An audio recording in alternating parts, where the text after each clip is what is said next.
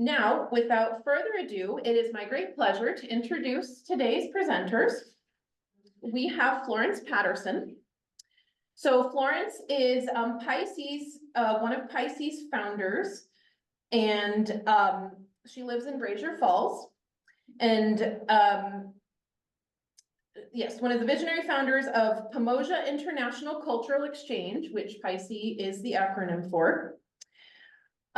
It is a pioneering initiative that she's going to tell you more about that has connected diverse communities through arts, education, and cultural change programs for over 40 years. The organization has a deep commitment to fostering mutual understanding and global citizenship. And Patterson has dedicated her life to empowering young people with cross-cultural experiences that shape their worldviews and inspire leadership. PICEI has grown into a globally recognized organization, enriching the lives of countless participants, strengthening international ties through meaningful and immersive exchanges. And also joining us virtually from New York City is Florence's daughter, Chrysetta Patterson. And I'll just tell you a little more information about her. She is currently the executive director of PICEI. And she is also a dedicated leader, educator, and advocate with a passion also for fostering cross-cultural understanding and community development. She's been the director since 2003 and has played a pivotal role in also promoting global cultural awareness and creating opportunities for diverse communities to connect and collaborate. Chrysetta has extensive experience in facilitation, coaching, and nonprofit leadership, and she has spent decades empowering individuals and organizations in the fields of social work, education, and community engagement. She is currently completing a PhD in social work, set to graduate this year. And her research focuses on the intersection of virtual reality and therapeutic interventions for adolescent mental health. She's committed to leveraging innovative technologies to enhance mental health services and improve the outcomes for young people experiencing trauma or stress. So please help me to welcome Florence and Chrysetta, and I'm going to hand the presentation over to them. Okay, thank you. I'd like to thank you and your establishment for inviting us to today, and also to the people that took the brave time to come here, because even though we're few, we're okay with that. I just want to let some people know, probably most of you already know, that PICEI is a cultural organization that does not focus on one culture. And that's why the name is as it is. It's Pamoja International Cultural Exchange, which means unity, uniting together. So getting over that, is anybody familiar with the word Pamoja in here? Okay, that means this unity or bringing together. It's a Swahili word from Africa, the language in Africa, okay? That is a little bit about the language. I'll tell you a little bit more about myself. I'm a previous bank officer for Citibank, retiree. I've done that for so many things with them, including your AI that you're now just getting familiar with. I left there when I was in my 40s. I am now in my 80s. So there's quite a little while of AI being out there doing what it shouldn't be doing and doing what it should do, because it is good for some things, but not for everything. It can replace people, unfortunately. That's something I was promised that it wouldn't do, but it is doing that. I worked on that very hard, and I would say be careful with that and just try to understand it and limit yourself using AI. Okay, that's my own opinion, of course, not Citibank. So let me let you know that. Today, I want to give you what the organizations really desire to do. It desires to really, really work together with people of all cultures. I just happen to be culture of Black, but our culture is not the one we just focus on. We focus on each one of them that we have in this world. So giving you that information, I think I've sort of, does anyone have a question about Swahili or the words or anything like that? I wondered what is that an Akwesasne word that began with T? Yeah, to what? Yeah. The PICEI, PICEI? No, it's Promote, that's the name of the page. Very good you asked me that. That's the name of one of our members that worked very, very hard. She's a Mohawk, from the Mohawk tribe, and that was her native name. And Chris, do you want to tell them how they pronounce that name? Because I just lost my little notes here. Yeah, it's pronounced Dawade Niha. Yeah, that's her birth name. And so we dedicated, and I think maybe some slides, I don't know if they've gone or you'll see them later. The building was named after her. It's just a small office, a temporary office, because the organization did not put it on their property, that they will be doing some things like that in Messina, Potsdam, and Messina and Potsdam, actually, those two places where they will be putting their office. Chris, do you have anything to add to that? Basically, I think you touched on it, but it's definitely an approach that has guided the organization, is relationship building, because I think that when we talk about different cultures, diverse cultures, and different people coming from different avenues, there's actually even research behind how sharing activities and experiences with someone really builds empathy, reduces stereotypes, helps building lasting trust. Because what happens is that sometimes when we're not familiar with different people, we gain a fear of what these people may bring to the table. So it's really about reducing the fear of the other, building relationships so that people have the opportunity to actually get to know someone who may be different. So and it's in a gentle way, because we're not trying to change anybody's view or make them feel they have to do something. It's like having a friend of a different culture that you know and you really care about and like, and you really know them because you have a relationship with them. So relationship is everything. And so what we try to do in the organization is build opportunities and spaces for connecting, because we are more alike than we are unalike. So that's really at the root of what PICEI is about, because our mission is really to promote and inspire awareness of our connectedness. So I just wanted to add that piece about the organization, so that's why when Florence says it's not because we lead it, it looks like on the face, this is about African Americans. It's about everyone who wants to bring to the table, everyone who wants to come and experience. So that's the focus. I want to share some ways that we did that very comfortably for over 40 years. Right now, if you let me look at this slide and tell you that these are some of the people, they have since passed on. They worked extremely hard. So that's Jean Hearn, and then there's Queen, and there is a Lorraine that you see there. These people recently have passed away and have been really so instrumental in the foundation in doing this wherever they live. By the way, it's not limited to Long Island or to where we started. It is wherever the people moved, then the organization works. And by the way, they all were volunteers. No one was salaried. So this is coming from the heart, and so that you understand that we may not have all the facilities and things that we would like. We do look forward to doing that. And I think Chris later on in the presentation will talk about the future and where we are going with that, to have a permanent home for the organization that can do a great deal of work, because we are going to need it for our children in the future. Now, the slide that is coming up now is a slide of one of our board members. She is to the right, I think, as I look at it, I believe it's your right too.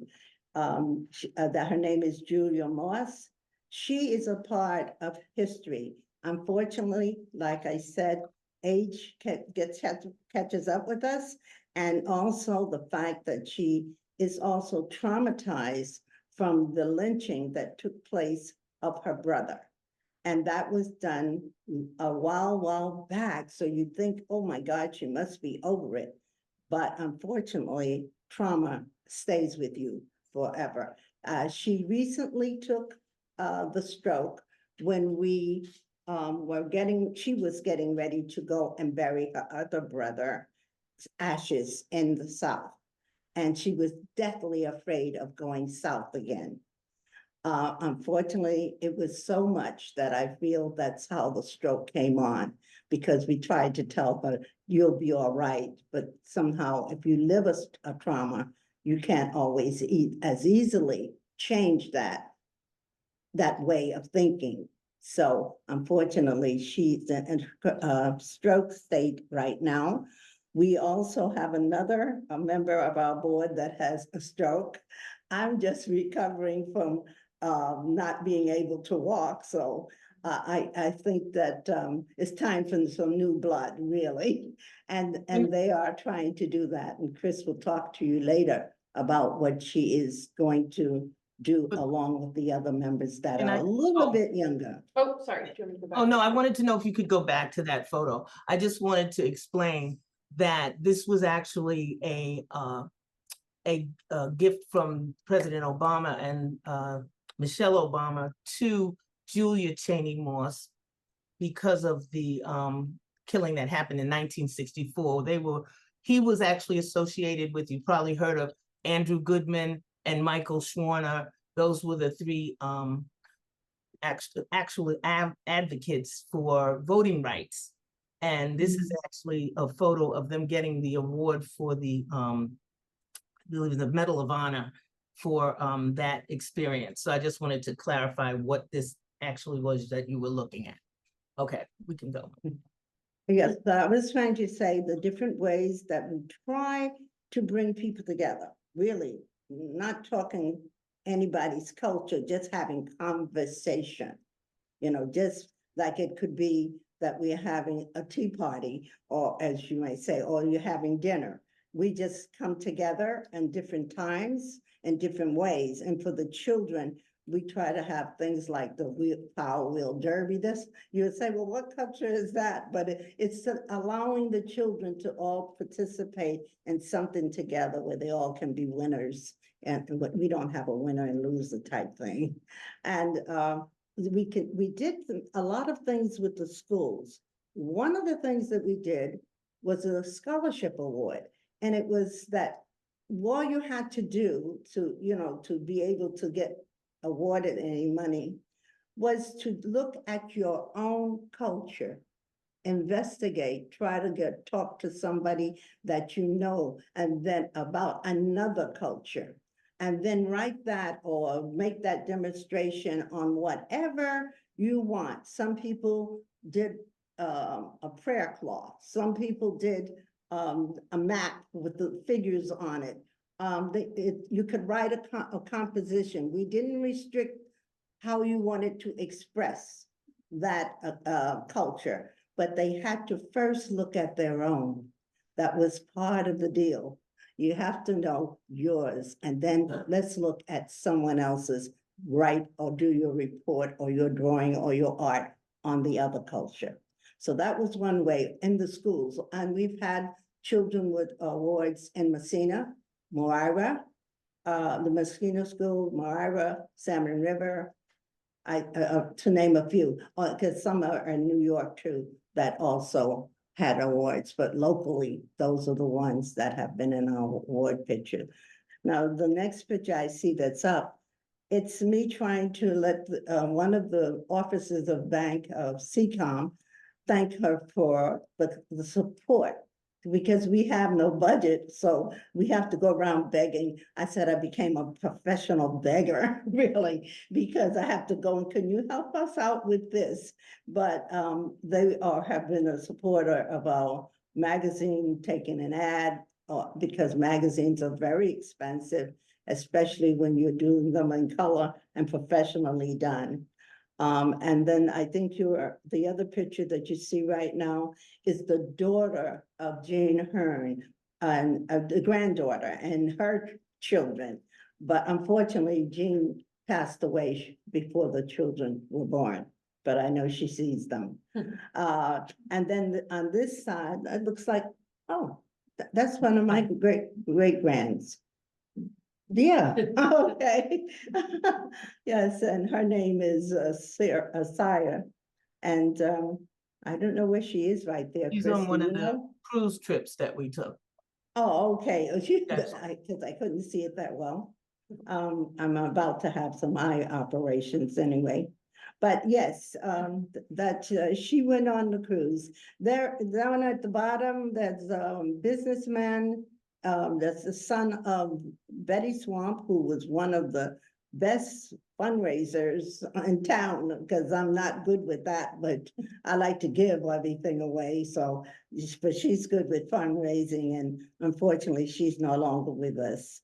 So that these are some of the children on a cruise ship, and they are in the seminar that Chris is presenting, that upper picture. Chris, you might want to describe this picture over here.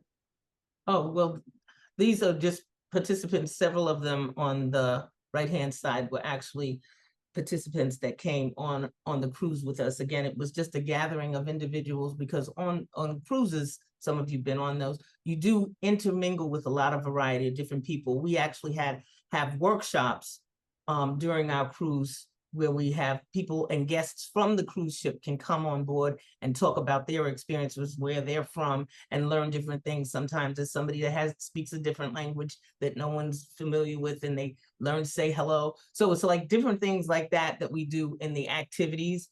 And sometimes we build different objects that may be familiar with someone's culture. So it becomes very engaging, and most of your time is free, because we only do the actual workshop on a couple of hours during one day. So it doesn't take up all of your time, but we want people to come together to realize who's with the cruise ship, because I think that we've had, in this particular group, was about 65 people that we brought from upstate New York.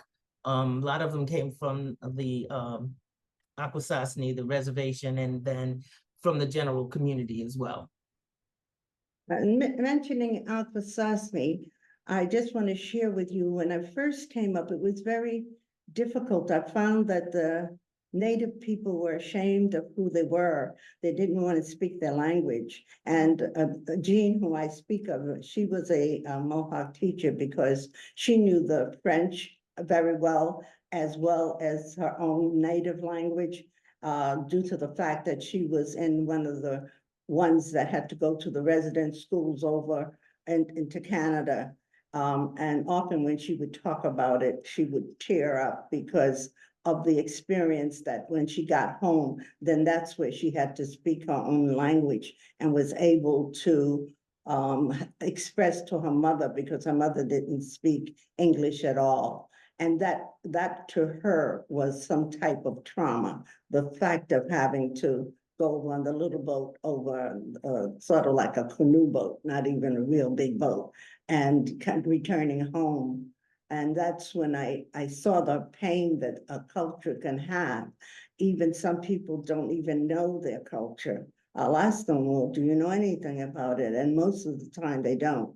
And when we came up, I thought there was a need. There was Pat Bova. I don't know if she's tuned in. I didn't remind her, but she was like my right arm and all the time, who is Italian.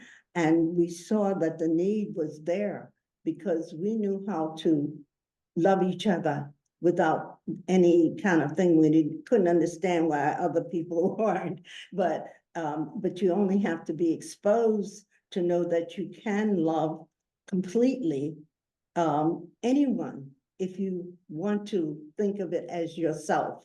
If you look at that person and say, well, that's me over there, you more than likely will not hate it. You will love it, we hope anyway. But those are the kinds of things that can just bring people together, these events. you know, just breaking bread together. It's like having your hair, and maybe you're gonna have tea, and maybe I'll get to know each one of you a little bit better. So that is the purpose really of the organization, and I can't stress that enough. Is there any questions at this point? No? Artisans. I didn't hear what you said. Is there any who is? Oh, I said, Do you have any questions so far? Oh, okay. yeah, if you have something, you can just, this is a conversation, it's not a lecture, so just feel comfortable, please. So Okay. do, I just want to add, because you mentioned, I know we talked a lot about the cruises. There were, and you mentioned the Power Wheels Derby, where that's for the little children to come with the cars, and we usually have food and everything. We also do festivals. We've done festivals. We've actually done the World in Potsdam. That was way some years ago, but we did that in Do Potsdam. you remember that? Yeah, I do. Oh, okay. So we were part of that at one point, providing, you know, Movies Under the Stars was another event that we tend to do. Now we have the big movie screen that we will set up, and then families can come and watch movies. And usually we go around and get donations from the stores so we can raffle off things and give away different things to people within the community. And we had what was called Night Gallery, and that was, we brought art and people who were jewelry makers and did different things like that. That was another group type of event where we had the community come together. And we do a magazine. I think there's some displayed there for you to look at. And we're always looking for either, sometimes people are not writers, but recipes or different things that they did as a child in a culture, you know, that highlights their culture. That magazine really was for the community as well to contribute, because we have those published in what is it, the office? The Better Homes and Gardens magazine selected one of our Oh, one of the recipes. recipes. That was from one of our members that was Italian. She did a particular salad, and it's in that magazine. I don't know, I don't have it in front of me, Yeah.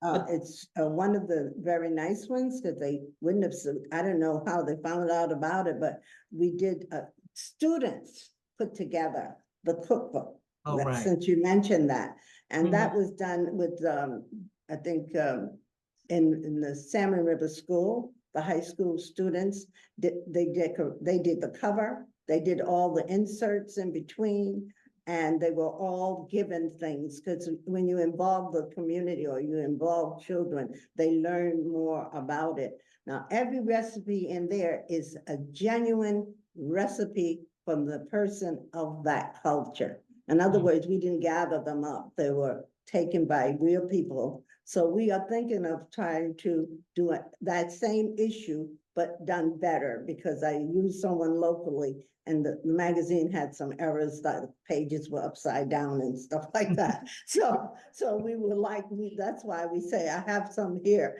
And if somebody wants one of them or something, we're not selling them, but if you want to give a donation for it, we will appreciate it.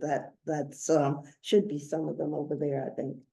Right. So that's just to give an overall idea. This is one of the events where we did with, I think one was with actually the opening of the building that is on the property for PICEI. And then the other picture down to the bottom with the lady in pink is actually our 40th anniversary. And this individual, who is Tracy is her name. I think she came with mom today. And she's a very creative young lady who did those baskets for us, again, volunteering, but she's very creative. So she does a lot of nice things. She actually volunteered to work for the organization before we met her. We didn't know she had done it until we met her, and she was talking about something she had done with another volunteer we had some years ago, and we didn't realize it. And we said, oh yeah, you were the one that helped with that. So, you know, sometimes people are connecting and we don't even realize that they've been connected, but we now know who she is. And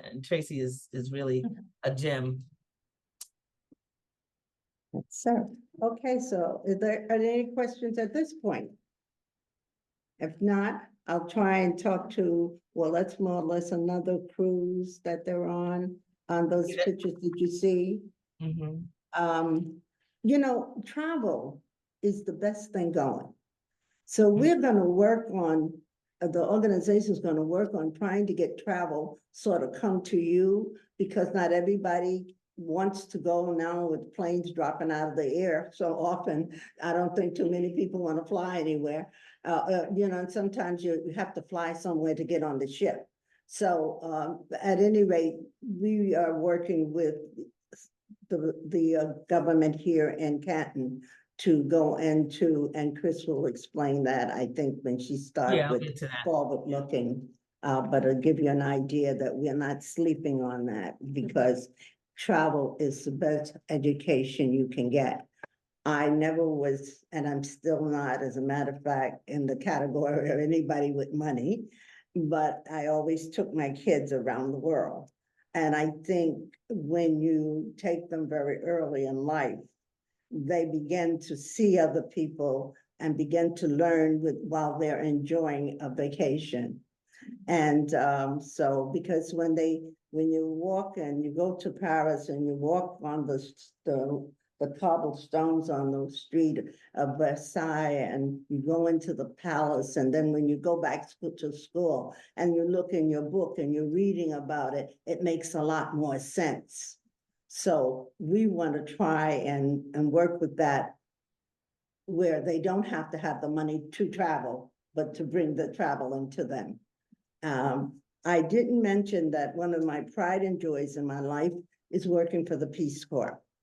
So I just want to go back to that, because it is there that I spent 4 years of my life in my 60s. So if you're older, don't think that you can't do it anyway, because most people think the Peace Corps are for young people. But the experience that you may have in a field of their need is worth sharing with another culture. I was there for business. And so I went to only go for 2 years, and then they wanted me to stay another year and another year. And so it was getting out of hand. But so I had to come back after my 4th year. But you'll feel rewarded when you do it. I had to get back because the organization needed me, because I think I'm the one that wherever I am, I'm going to know the community. I tend to go out in the community a great deal. In my time over there, I see a picture come up of one of the ladies that were the headmistress of a school. That's Rama. And I right where the clock is. I think that's a big clock there. No, And that's a then, bear. A bear is standing Oh, that's a behind. beer. Oh, you can see I Yeah. need my eyes done. Yeah. Oh, boy. And then, I think maybe you know the other one. I because do, I think do. you're in it. There's a picture, I have this red sweater on in the picture. This is a renowned poet that I have, she's actually contributed to the magazine. And she's very well known in New York City. And the other picture is Phyllis Hewlin, who, this is just an example of one person, because we've done the raffle for a number of years, but for this particular one, I made a board with the check so that you could take an individual picture, because when they win the money, sometimes it's not anything that you can see. So she had won the 50-50 that we had raised funds for. And that's a picture of her. So, Okay, well, speaking of that, that is the only way we survive. We have a fundraiser once a year, and we call it Last Shall Be First, 50-50, which means the last ticket we draw is a winner, not the first. right. But we do have a gift for the first person, because their ticket is out of the running.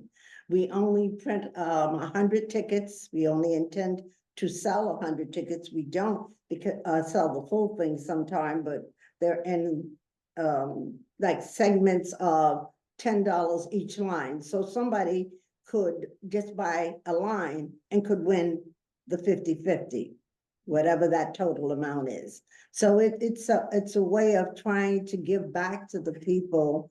And I think Chris might elaborate on this. When we do that, we try to maintain a budget of like $4,000 to $5,000 a year. Tell me what business can manage to give, because the things that we do are free. Like the movies under the stars, nobody pays. We buy popcorn, we bring everything to give to the children and little gifts for them, like little backpacks and things like that. Right. Some of it we collect from merchants, but some of it, when we see a big sale, we'll just go buy it so that we have it for the next event. Right. So it's a constant trying to give back. Well, sometimes I try to do it too much. So, but so And they that's- get after me, but it's okay. Yeah, and that's what that Native American name on the building means. In Native That's- language, it means always giving. So that was why it Yes. was so practical to be the name of the building, because we try to give as much as we can. If we get a lot, we'll be able to give a lot more. But that is where that stems from. The other thing is this image that you're looking at now, this was actually in Haiti when we had, it was actually a cruise, but then you get off the, you can go on the land and travel around, and they take you to certain areas. It's not actually the inland part, but it's the part that the cruise line owns. So they do have things that you can see and people and some of the things that they do there. So that's an image from that. We get sometimes before, a long time ago, let me tell you like it is. We had a relationship with one of the cruise lines owners. Yeah. And he actually, but he told me I had to do all the work putting them through. He actually gave to the organization the cruise for $50 for 3 nights and on the cruise ship to nowhere. And all the meals, if you've been on one, you know it's elaborate. And it was only $50 for a person to go. So that's the kind of thing when it was not corporate owned. But now the cruise ships don't give me as much, even though I beg for it. They tend to want the money. So I have to sort of find other ways, of which I do. I say, if somebody wanted to go and they don't have the money, well, if you want to get some ads, we'll give you half of what the ad is toward your trip. And the rest would be to help us publicize the magazine. We do things to work with people, because I don't need to know your business. You need to just tell me, this is why I want to do it. I find that I guess I'm just constant of trying to have the love that's here show with the next person that I may not know yet today, but that's how I feel as a person in the organization. Did you have anything to add to that, Chris? No, and these are just Okay. scenes from on other cruises that we've taken. So you'll see a lot of cruise sort of identifiable things. And this is Rama again, who was the dean of the school in Senegal, right? The headmistress, because they refer to them as headmistress. So that's she's standing there with me on the other side. Okay, that's me, and I don't remember. That's art. That's art. No, I know that's art, because he looked like Santa Claus right there. Yeah. He's a volunteer. Yes. The person that helps us with, with anything that we ask for. They come to help set up, they do pretty much anything that we need for the organization, which I can surely appreciate. Right. Is there any questions at this point? Because I think we are ending up, aren't we? Well, I have Yes. to do my little piece real quick. Okay, yes, go right ahead. Okay, so basically, we're looking ahead, and we want to, some of the folks that I know we have said to, we had not connected, and we want to really apologize because we have been in a reorganization and a restructuring mode, but we will be getting in touch if people are interested in participating, becoming a volunteer to work with us. The images that you see there are actually gifts that were given for the volunteers that have currently been working with us at the 40th anniversary, with the exception that the old t-shirt that shows that we did the World in Potsdam up there. But we're looking to recruit volunteers and new members. And it's not that you have to necessarily even volunteer, but if you want to be a part of the organization, you can feel free to contact us. We're looking for people who are interested in fundraising, membership connection, digital magazine production. So we have a lot of list of things that if you have young people in your lives that you think want to get involved in something, you can refer them. If you want to do it, because we are not afraid of people that are elderly, because as quiet as it's kept, I'm one of those elderly people. But all of these things that we need to make the organization run, because we don't have a TikTok presence, we don't have an Instagram. So those things we need to really know that we have to get into those modes. Definitely moving forward, we're looking at having people to help with the magazine. We're going to have it digital because we really can't afford to do the hard copy. It's really costing too much and we don't get that kind of budget. But definitely looking into other projects. We had ideas for intergenerational housing, as well as I think Florence mentioned a little bit about collaborating with St. Lawrence County to look at the possibility of a museum that would have more technology based so that you can have more virtual experiences. So that's just a few of the ideas that we are talking about. And definitely, if you're interested, I know the phone number is on the last slide as well. And you can get a hold of us that way so that you can actually talk to someone if you need to find out more about it. So I think that's it. I know we have a time. Oh, there should be a correction on that telephone number. It is 315-600-5116. Okay. But it's not this, that's 660, there's 866-660-5116. That one you said is right.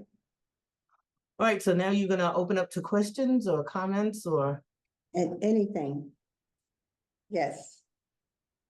Yeah, so thank you so much, Florence and Chrysetta, of sharing all the wonderful work that you have done over the years and still do. Does anyone here have any questions for either of them? Well, how do you approach the schools to go in and work at the schools? When I just go into the school with the guidance council and the principals and let them know that we have the scholarship. And then they supposed to let the students know. And then I give them the forms to do that. It's not a lot of money, but it is definitely something can help them buy some books and things like that. Mm-hmm. So then did you have a display of what the kids did? Yes, yes, yes, we have done that here, whichever school it's in, it should, they will have it. I think they have some plaques on the Mazzino wall of their student winning one of our awards. And Salmon River had a couple of them there. And then the one in Moira schools, yes. I'm curious if you have any upcoming events planned. So some of those luncheons and art festivals looked really exciting. Do you have anything like that in the works? Well, Chris, are you there? Yes, I am. Okay, Yeah. did you hear the question? Yes, I did. Well, the next thing that's coming up is the Juneteenth. We're really participating and supporting that, but we'll have a table there. We don't have anything scheduled coming after that because we're still trying to recruit volunteers to maybe move forward after that, because we do need some more hands on deck for different things. So right now it's really restructuring and trying to get a set group of people that we can rely on. I know we did get one volunteer recently that's going to help with the media presence. So those kinds of things we're trying to work on so that it can get and gather more people. And also, I don't know, the website, if it showed on anything, we do have a website. It's not the most current, but it's there. It has several pages of information on the organization.